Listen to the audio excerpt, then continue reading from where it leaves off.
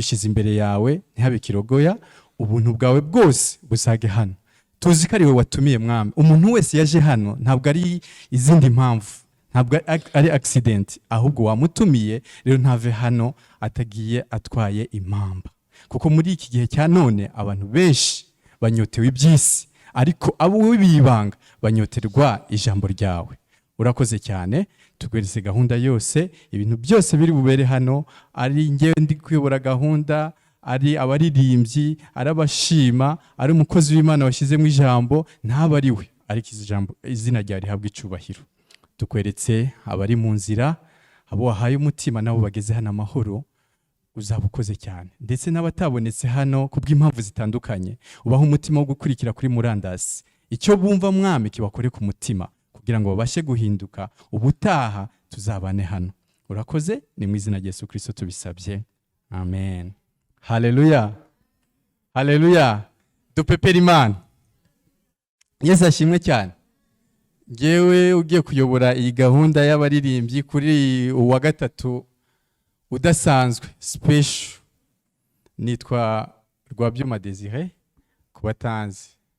Ndi umudiyakoni hano. Ngiriwe ubuntu rero no kuboneka imbere y'Imana. Kenshi cyane hari ijambo nkunda cyane rya Dawidi yavuze ngo narishimye igihe bambwira ngo nje mu nzu y'Imana. Kuba mu nzu y'Imana iteka ryose biruta byinshi cyane. Ahari iyo batari kumpi gahunda ngira sinari kuboneka, ariko ngiriwe ubuntu kugira ngo nanjye nunguke kuri byinshi abakozi b'Imana bateguye. Ntatinze cyane, gahunda yacu tugiye kuyitangira. Tugiye guhamagara Dick aze hano mu byo yateguye, mu buhamya, mu by'Imana imaze kumukorera kuva yakira agakiza. Afite byinshi uko Imana yabimushyize mu mutima. Reka tumuhe ikaze kugira ngo abashe kubitugezaho. Yesu abaho umugisha. Ukuntu nakiriye agakiza, amen. Maze kugenda nsobanukirwa, ntago ndi intwari mu byo kwizera, ariko maze kugenda nsobanukirwa impano Imana yamaye y'agakiza. Mbere nyine umuntu yayumvaga asenga akumva biraho, ariko bitangira kwa ngo duhure, nararitswe na mushiki wanjye. Arambwira ati hari ahantu nabonye basenga. Mushiki wanjye afite ukuntu yari amezemo nk'umu ADPR wa wundi w'imbere. Aba ADPR bari aha ntago mbavuze nabi, niko bimeze nyine. Yari umu ADPR cyane, wa muntu ubikabya. Arambwira ati hari ahantu nabonye nsengera ku buryo mpavuye nta handi najya, ubwo no gusenga nabireka. Ibyo bintu rero biri mu byanteye amatsiko cyane. Ndamubaza ngo ni hehe, kuko rero nari mvuye ku ishuri, hari aho nasengeraga mu kigo. Ndavuga ati konje hanze nzajya nteranira hehe, nkajya ngenda nsura insengero, kubera ko urwo nari nsanzwe nsengeramo mbere twari twarimutse nyine, ntarwo ari ruri hafi aho. Ndavuga ati ntacyo namwe nzabageraho mbasure. Ariko nibaza indahiro akoze imeze gutyo. Iyo umuntu akubwiye ati hari ahantu nabonye nsengera, kandeba iminota ntaza gutinda, ati hari ahantu nabonye nsengera, ndamutse mpavuye ti gusenga nabireka. Hari umuntu ubuzi ukumva ikintu avuze ni nko kwifatiraho icyuma, ariko byanteye amatsiko cyane. Nibaza ikintu nyine yahumviye. Niko rero naje kugera umunsi ndamusura, aribwo rero twaganiriye n'umushumba. Natinze yanyeretse imitima myinshi ishushanyije, kajya yerekana ahantu hari umukara cyane n'ahari umweru, hamwe 30%, ahandi 70%, ahandi 50%. Kuba ukiranuka 50%, ukiranirwa 50%, ukora ibyiza 70%, agakora ibibi 30%, ukora ibibi 70%, agakora ibyiza 30%, n'izindi ngero nyine. Ubwo nabahaga urugero. Arambaza ngo wawe ni uwuhe, mpitamo wa 50%. Ndavuga ati hari ibyiza nkora, hari n'ibibi nkora. Abansomeye ahantu rero nyine havuga ko uwica rimwe mu mategeko aba yishe yose. Ntago twahagiye ngo tuhasome, ahubwo hari ahandi yansomeye kugira ngo ndusheho gutsindwa. ansomera, ndahisomera kugira ngo twihute. Luka 18 guhera ku murongo wa 11 kugeza 14. Umufarisayo arahagarara asengera mu mutima we ati, Mana, ndagushimiye yuko ntameze nk'abandi b'abanyazi n'abakiranirwa n'abasambanyi cyangwa ndetse n'uyu mukoresha w'ikoro. Mu minsi 7 hose niyiriza ubusa 2, ntanga 1/10 mu byo nungutse byose. Naho uwo mukoresha w'ikoro ahagarara kure, ntiyahangara no kubumbura amaso ngo arebe mu ijuru, ahubwo yikubita mu gituza ati, Mana, mbabarira kuko ndi umunyabyaha. Ndababwira ukuri yuko uwo muntu yamanutse iwe ari we utsindishirijwe kuruta wa wundi, kuko uwishyira hejuru azacishwa bugufi, ariko uwicisha bugufi azashyirwa hejuru. Iyi nkuru rero yayinsomeye ashaka kunyereka uburyo hari abantu dutekereza ko wenda dusanzwe dusenga turi abakristo, hari ibyo dusanzwe twirinda, ku buryo hari itandukaniro dufitiye hagati ya bamwe natwe. Aho yanyeretse umutima wera cyane cyangwa se uwirabura cyane ko ari we Imana ishaka. Urera cyane, nta kantu na kamwe ka 1% k'ubwandure, cyangwa se uranduye cyane 100%. Arambwira ati iyi mitima 2 yonyine ni Imana ishaka. Aribwo rero yansomeraga aha hantu umukoresha w'ikoro wivuga mu by'ukuri koko ni bake bagerageza, ntababeshye ngiye n'ibiryo sinjya mbisengera. Ariko uyu we yiyirizaga 2 mu cyumweru, agatanga 1/10 akagira gute, ariko ngo Imana si we yashimye. Rero nanjye yansomeye aha ngaha mbona ukuntu uwo mufarisayo yari njyewe, wumva ko hari ibyiza nkora ntameze nk'abandi bamwe na bamwe, ariko kunyereka ati rero uwatuye ko ari umunyabyaha wo kubabarirwa akemera ko yanduye completely ari we Imana yababariye. Ubwo bigeze aho rero sigarana ikibazo, murabyumva. Noneho ubonye ko n'uwica rimwe aba yishe yose. Yansomye no mu Aroma 3:19. Tuzi yuko ibyo amategeko avuga byose abibwira abatwarwa nayo, kugira ngo akanwa kose kazibwe, kandi abari mu isi bose batsindirwe n'urubanza imbere y'Imana. Ubwo abari mu isi nanjye neretswe ko nanjye ndimo.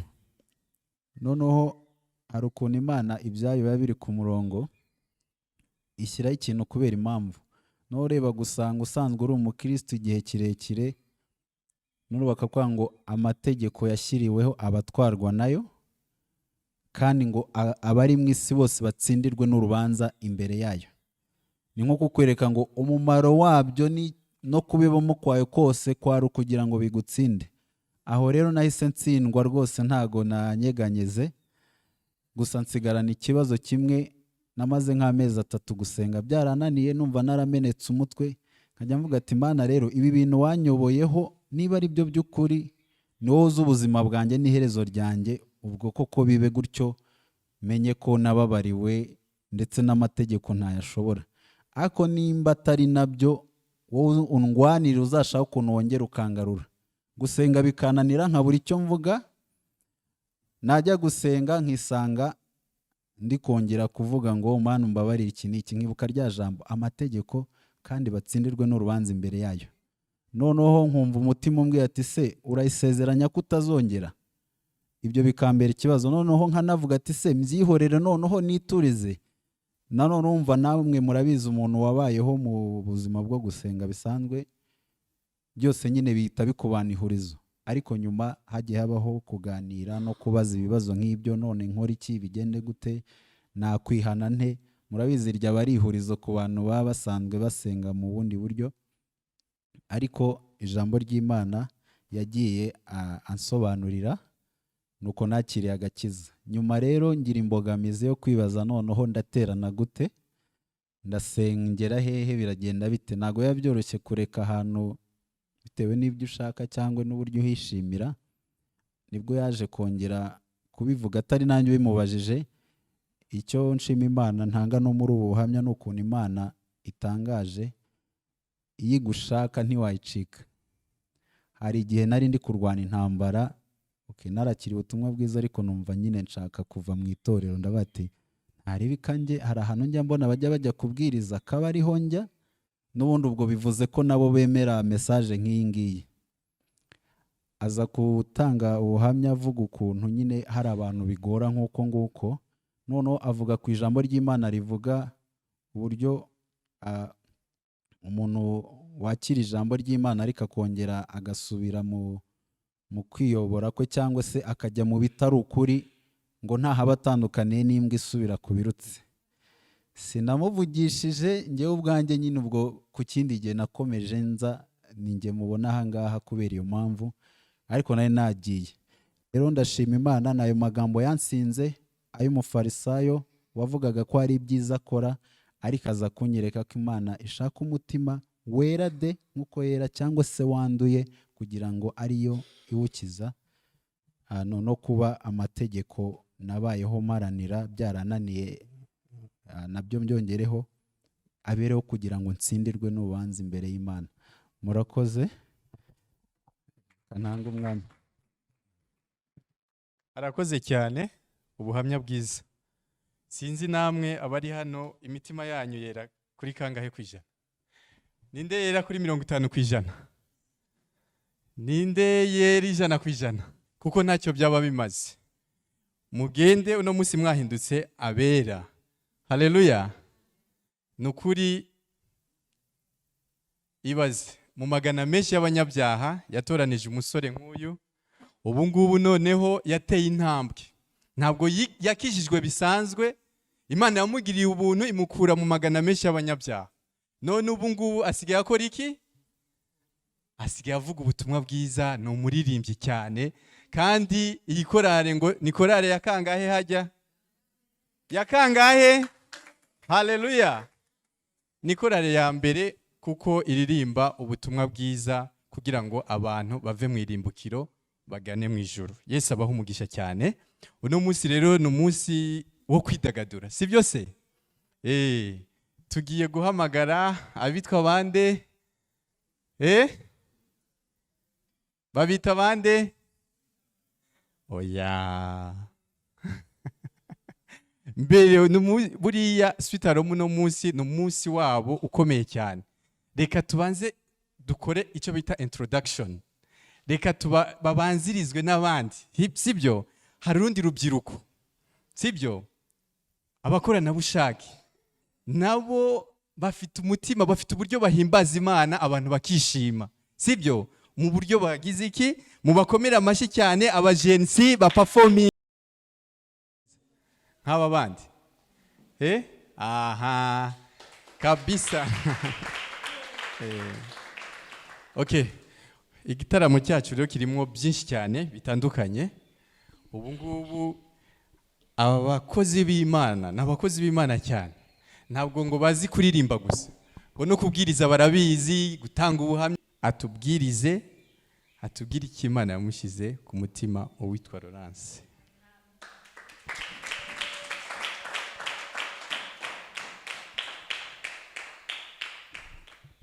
Gutegeka kwa kabiri igice cya mbere umurongo wa 21 kugeza kwa 22. Haravuga ngo dore Uwiteka Imana yawe igushyize icyo gihugu imbere, zamuka ugihindure uko Uwiteka Imana y'abasekuruza wanyu yagutegetse. Ntutinye, ntukuke umutima. Mubyumvise mwese mwigira hafi yanjye, murambwira muti dutume abatasi batubanzirize badutata. Ubuzima bw'umwuka bw'ukuri ni ukumvira ijwi rimwe. Tonight we are going to discuss about the word of God, saying the spiritual life is about to listen to one voice. Ni ukuvuga ngo ubwo ari ijwi rimwe hari n'ayandi majwi, n'amajwi abiri. Since it is saying one voice, it means there are so many other voices. Hari ijwi ry'Imana biciye muri Bibiliya, ijambo ry'Imana. Normally there are two voices. There is one from God through the word of God. N'ijwi rya Satani biciye mu bitekerezo mu mitima yacu. And the voice of Satan through our thoughts and even in our hearts. Mu itangira igice cya 6 haratubwira ngo umutima w'umuntu ni mubi kugeza iteka ryose. In Genesis chapter 6, it says, the heart of man is evil continuously, ngo n'ibitekerezo by'umuntu ni bibi kugeza iteka ryose. and even his thoughts are evil continuously. Ni ukuvuga ngo ikiva mu muntu cyose ni kibi kugeza iteka ryose. So it means what comes from a man is evil continuously. Niyo mpamvu muri Matayo igice cya 16 umurongo wa 24 haratubwira ngo ushaka kunkurikira yiyange. That's why in Matthew chapter 16 it says, whoever want to follow me, you have to deny yourself. Ijambo ry'Imana riradukangurira kugira ngo twiyange, twange ibitekerezo byacu, kuko mu mitima yacu nta cyiza kirimo, ni bibi gusa, ahubwo tujye dukurikira ijambo ry'Imana. So the word of God encourages us to forsake our thoughts and follow the word of God, because in our hearts nothing comes there, only bad thoughts. Muri Bibiliya rero harimo inkuru nyinshi z'abantu bagiye bumvira ijwi rimwe ry'Imana. In the Bible there are so many examples of people who followed the word of God. Abo bumviye ijambo ry'Imana bagira amahoro mu mitima yabo, bagira umunezero n'ibyishimo. To those who followed the word of God, they have a peace in their hearts. Ariko abumviye ijwi rya Satani bagira agahinda, bagira umubabaro iteka ryose. But to those who follow the voice of Satan, they are always in anger.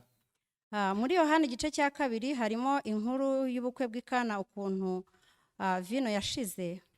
In the John chapter 2, there is the parable about the Canaan wedding. Hanyuma Mariya kuko yarazi umutima wa Yesu arababwira ati icyo Mariya arababwira ngo icyo Yesu ari bubabwire cyose mugikore. When the wine was off, but because Mary knew the heart of Jesus, she said, whatever Jesus command you, do it. Hanyuma Yesu yarababwiye ngo nimwuzuze intangwa amazi. Then Jesus said, please fulfill every recipient there with water. Buzuza intanga amazi, arangije arababwira ngo nimuterure mushyire umusangwa mukuru. Then they fulfilled the water with every recipient they can find, and said, please take it to the honorable visitor. Bamaze gushyira umusangwa mukuru y'amazi yahindutse vino. Then after giving the father-in-law that water, automatically became the very sweet wine. Ni ukuvuga ngo impamvu icyo gitangaza cyabaye ni uko bari abantu bumvise ijwi rya Yesu. So that miracle happened because they listened to voice of Jesus. Bashoboraga no kuvuga bati ariko se turatwara amazi tuyashyira abashyitsi banywa amazi, ntago bishoboka. Because they could say, how possible we can take the water to visitors instead of wine. Ariko bo bumviye ijwi rya Yesu, niyo mpamvu igitangaza kiriya cyabaye. But they did not hesitate to listen to the voice of Jesus. That's why that miracle happened. Muri Yohana igice cya 5 naho hari inkuru y'umugabo wavutse ari ikirema amara imyaka 38. In John chapter 5, there is the story of one man who was born handicapped. Igihe Yesu yamugeragaho yaramubajije se mbese urashaka gukira? So when he met Jesus, Jesus asked him, do you want to be saved? Uriya yaravuze ati ntago mfite umuntu ushobora kunjugunya muri kiriya kidendezi ngo nkire. And he said, I don't have anyone to throw me in the pool so that I can be healed. Yesu yaramubwiye ngo haguruka uterure uburiri bwawe ugende. But Jesus says, stand up and take your bed and go. Uwo mugabo nawe kuko yumviye ijwi rya Yesu, igitangaza cyarabaye, yarahagurutse abasha kugenda. So that man, because him also listened to voice of Jesus, the miracle could happen and he was able to walk properly. Nawe yashoboraga kuba yavuga ati ntabwo bishoboka, maze imyaka ntagenda, busurabona nabasha kugenda gute, ntibishoboka. Ariko yumviye ijwi rimwe rya Yesu ryo kuvuga ngo haguruka ugende, arahaguruka birakoreka aragenda. Him too may say, how possible can I stand up and go? You see, I'm handicapped. But he didn't hesitate. Then he stand up immediately as Jesus said. But because he listened to Jesus, that miracle happened. Muri Yohana igice cya 11 harimo inkuru ya Mariya na Marita. In John chapter 11, there is story about Mary and Martha. Ku murongo wa 38 Yesu yarababwiye ngo nimukureho ibuye. On verse 38, Jesus said, remove the stone. bigitangira Mariya na Marita bo ntago babyizeye, ntago bemeye ijwi rya Yesu ako kanya. In the beginning, Mary and Martha could not accept the voice of Jesus. Ariko Yesu yarababwiye ngo, nababwiye ngo nimwizera murabona ubwiza bw'Imana. But Jesus said, I told you, if you believe, you will see the glory of God. Hanyuma bakuraho cya gitare, bumviye ijwi rya Yesu, noneho bakuraho cya gitare. Yesu ahamagara Lazaro, Lazaro arazuka. Later, they listened to the voice of Jesus and they removed the rock. Then Lazarus could rose again. Icyo gitare rero kirashushanya ibitekerezo by'umwana w'umuntu. That rock normally signified the thoughts of man. Ni ukuvuga ngo igihe ijambo ry'Imana rije hari ibitekerezo byacu biza birirwanya.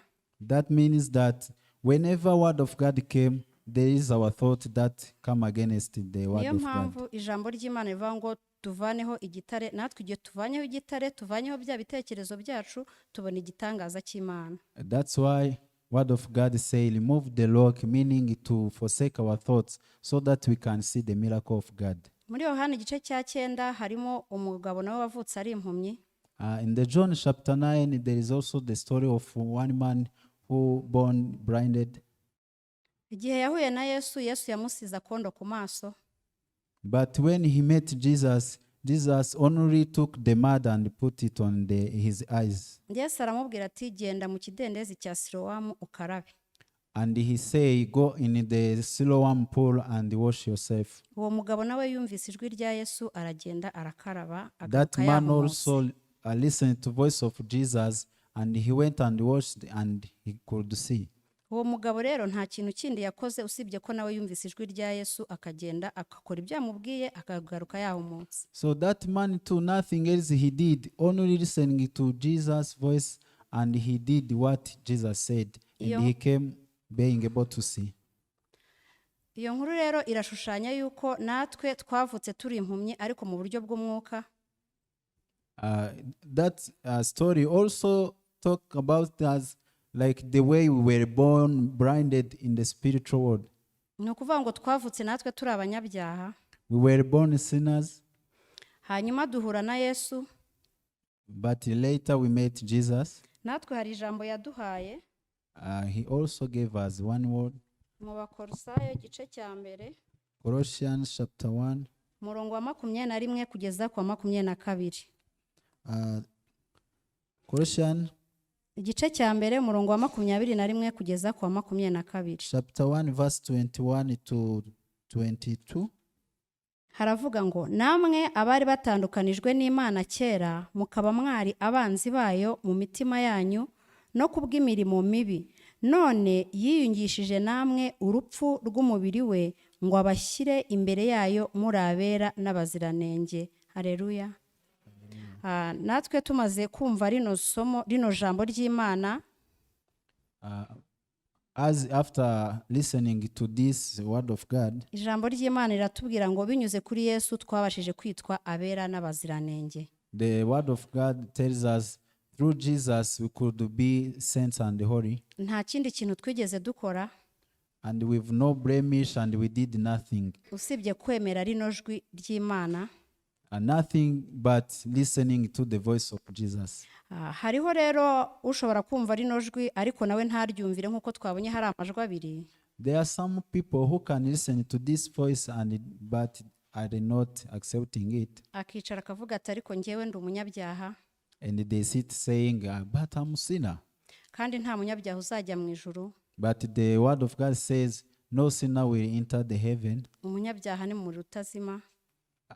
The sinner will go to eternal fire. Ariko nkuko twese twagira ubuntu tukaba turi hano tukaba tubashije kumva rino jambo yuko twabaye abera n'abaziranenge biciye muri Yesu Kristo, niko Imana itubwira uwabasha kwakira rino jambo wese abasha kuba uwera n'umuziranenge. But as we received the grace to be here, the word of God told us we became holy and saint with no blemish because of the blood of Jesus. If you accept this word, you can also be holy and saint with no blemish.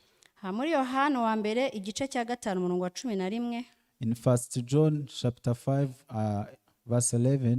Haravuga ngo kandi uko guhamya nuko Imana yaduhaye ubugingo buhoraho kandi ubwo bugingo bubonerwa mu mwana wayo.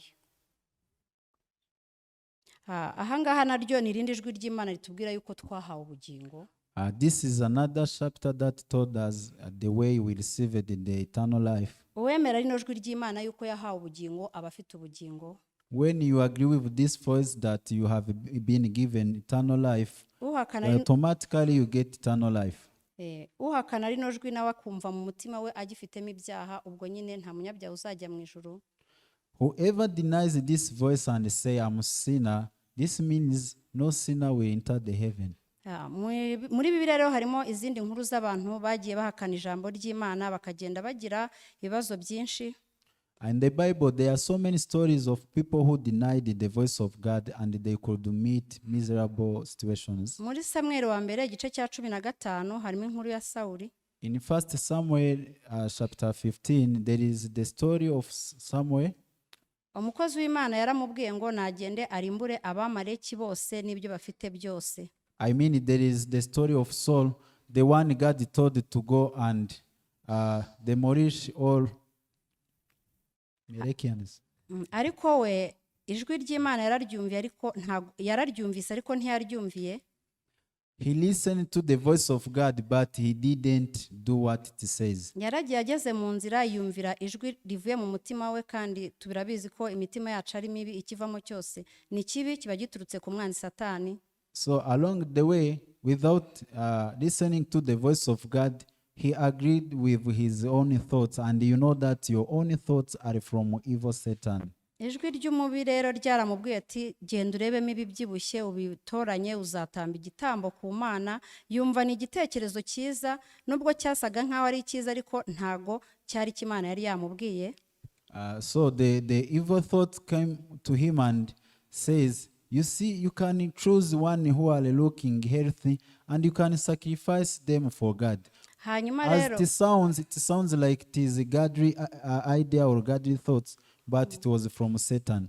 Byaje kurangira agize amaherezo mabi kubera ko yaje kuvanwa ku bwami ndetse amaherezo nyuma yaje no gupfa. So later he ended up so badly and he was removed from kingdom, and later he even died. Tumaze kubona rero ko hari amajwi abiri, hari ijwi ry'Imana n'ijwi rya Satani. Uwumvira ijwi ry'Imana abasha kubona ubugingo buhoraho, ariko uwumvira ijwi rya Satani ni ukurimbuka. So as we can see in summary, we have seen that there are only two voices. To those who receive the voice of God and accept it as it is, they could receive the eternal life. But those who denies it and listen to the voice of Satan, they will perish.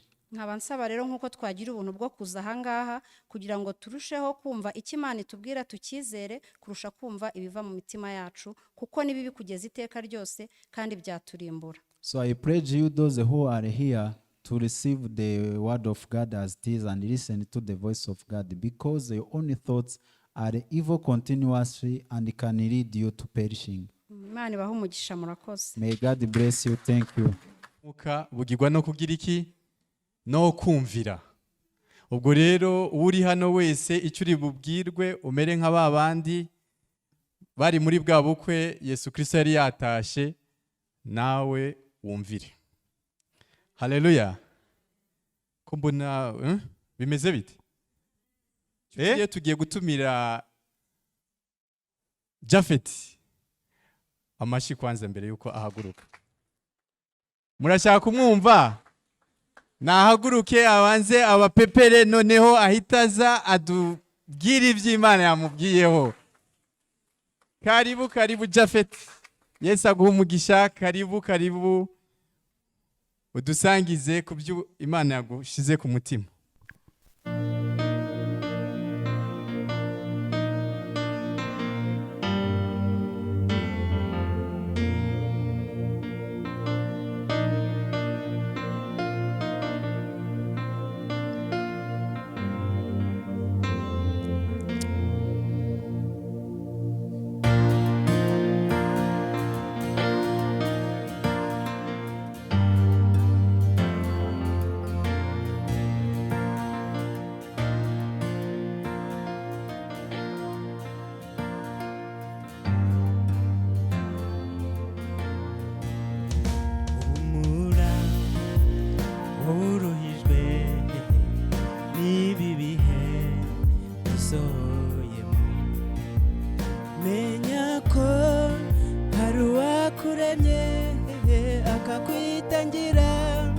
na n'ubakiriho mwizere kuko ibyo ngibyo ubona ibuka ko imbere ye ari nk'ubufindo mwizere kuko ibyo ngibyo ubona ibuka ko imbere ye ari nk'ubufindo hari ubwo uhura n'ibibazo bikakuzenguruka imbere n'inyuma ukareba hirya ukareba hino ukabura n'umwe wo kugufasha niyo mu miryango baragushaka kuko bakeneye ubufasha bwawe ukumva fone iraguhamagaye ngo ngwino utabare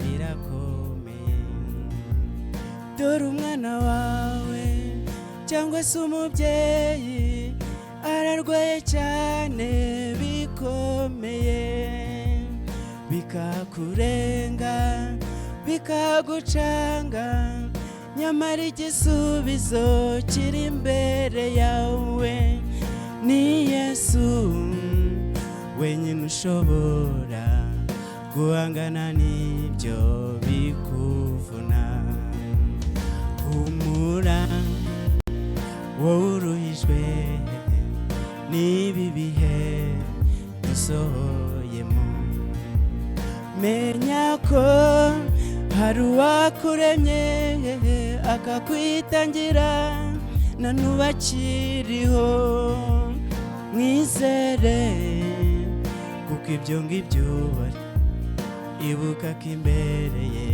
ari nk'ubufindo mwizere kuko ibyo ngibyo ubona ibuka ko imbere ye ari nk'ubufindo hariho inshuti imwe gusa yo kugufasha mu byo uhura nabyo imenye ibyawe byose uko bingana ntigitetereza uwayisunze mu bibazo no mu byishimo no mu ngorane muba muri kumwe ni Yesu ufite ubushobozi haba hano mu isi no mu ijuru kandi ubwe yarivugiye ati unaniwe wese aze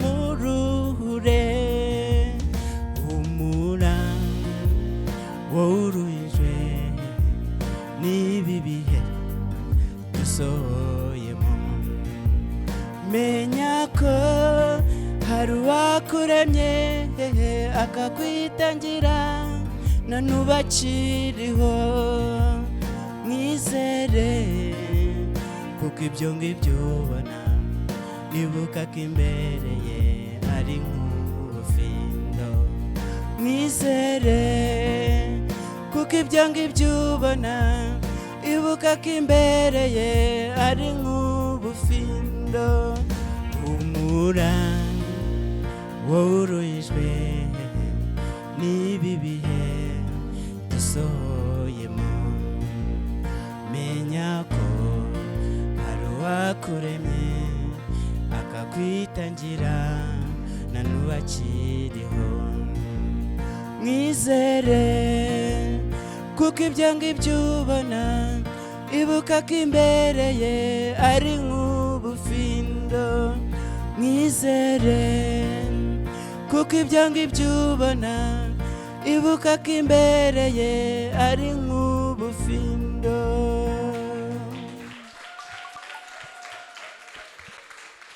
murakoze ngo humura wewe uruhijwe n'ibi bihe ugize ki usohoyemwo ngo noneho akubwiye ngo wizere nde si ubutumwa bwiza se butavangiye haleluya ubu rero tugiye kwakira iki ibikomangoma murabyakira mute murabyakira mute? Amashi menshi cyane kuri Sweeter Aroma. Karibu karibu, umwanya n'uwanyu. Yesu abaho umugisha. Umutima ukomerekejwe utarihomorwa, ikiganza cyatobowe nicyo cyawomora. Iyo umutima uremerewe atemba amarira, ari umutima umwe gusa wawuhumuriza. Iyo umutima ubabajwe cyane n'icyaha wakoze, ari isoko imwe y'amaraso yawoza ukera de.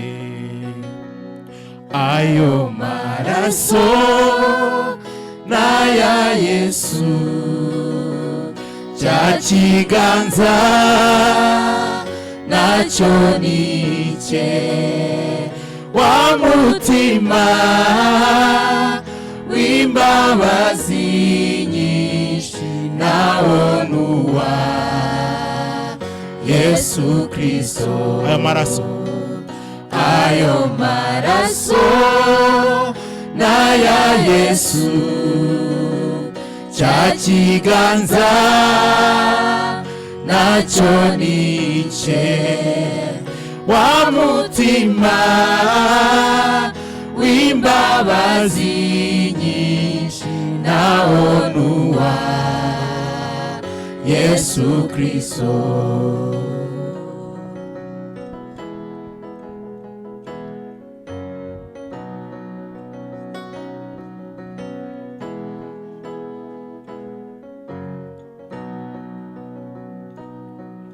Umutima ukomerekejwe utarihomorwa, ikiganza cyatobowe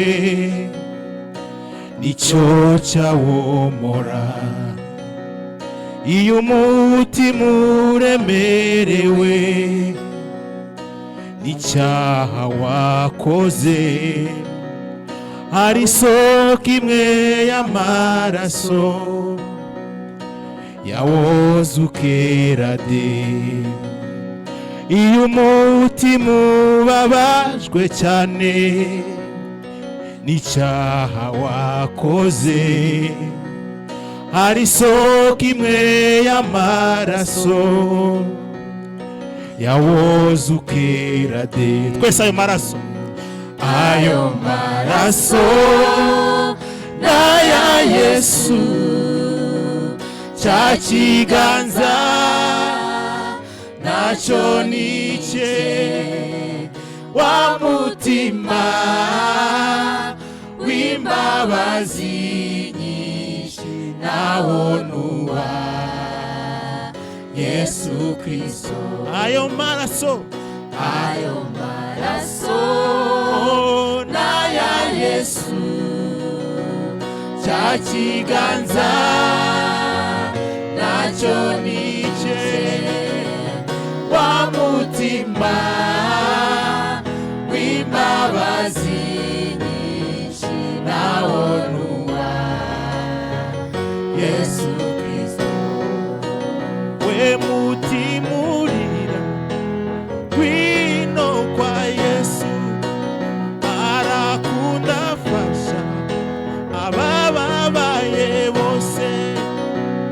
We mutima urira kwino kwa Yesu,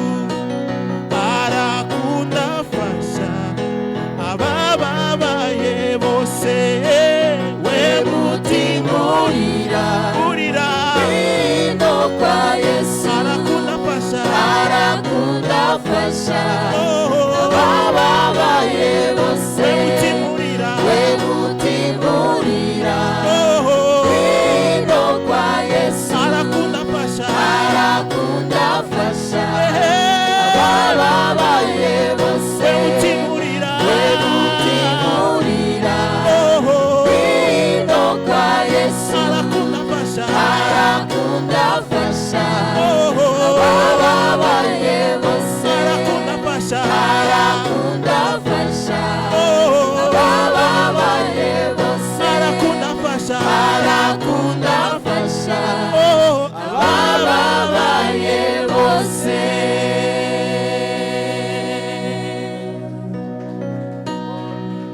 wa mutima w'imbabazi nyinshi ndabona uwa Yesu Kristo.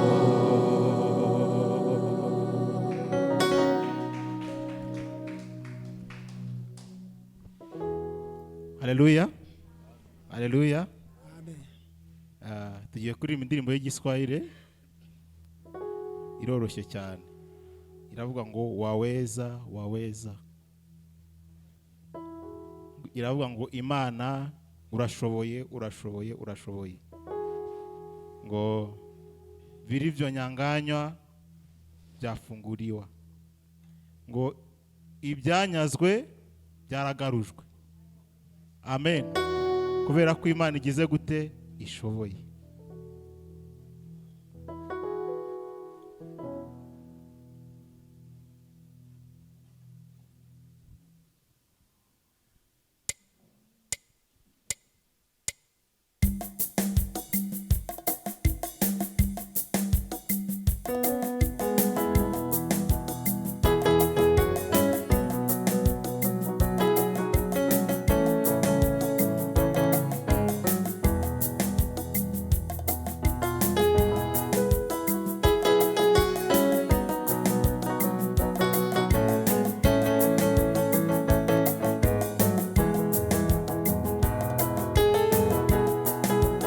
Waweza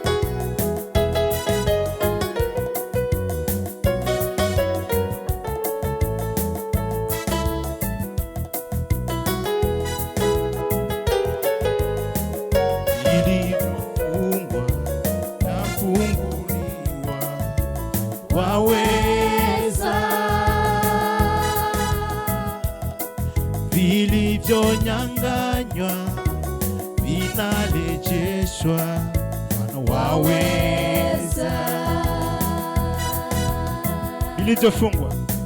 Vilivyofungwa vyafunguliwa, waweza.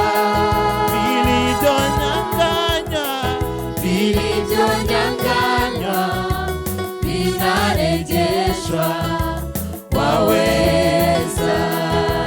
Vilivyofungwa vyafunguliwa,